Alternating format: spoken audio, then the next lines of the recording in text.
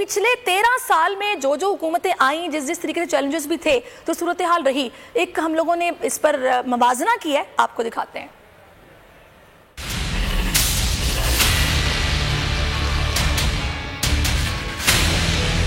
Pakistan Peoples party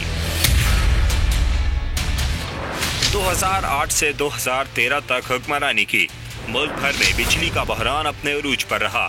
اعلانیہ اور غیر اعلانیہ load shedding کے سبھی ریکارڈ ٹوٹے۔ گھریلو صارفین ہی نہیں، صنعتی شعبے کو بھی شدید نقصان پہنچا۔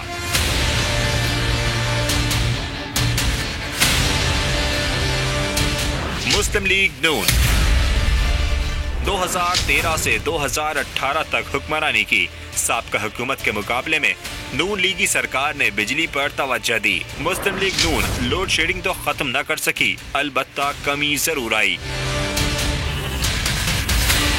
بجلی کے کئی منصوبوں کا افتتاح کیا، جن میں قائد اعظم سولر پارک بھی شامل تھا۔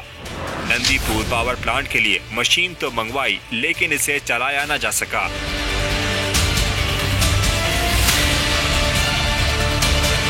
2018 تحریک انصاف نے پہلی بار اقتدار سنبھالا تو معاشی بدحالی اور بجلی بحران کا چیلنج درپیش تھا۔ بجلی کے بدترین بحران سے نکلنے کے لیے پی ٹی آئی حکومت نے دعوے تو بہت کیے، لیکن 2 سال کا عرصہ گزر جانے کے بعد بھی نہ تو گھریلو صارف کو ریلیف ملا، نہ ہی صنعتی سیکٹر کو۔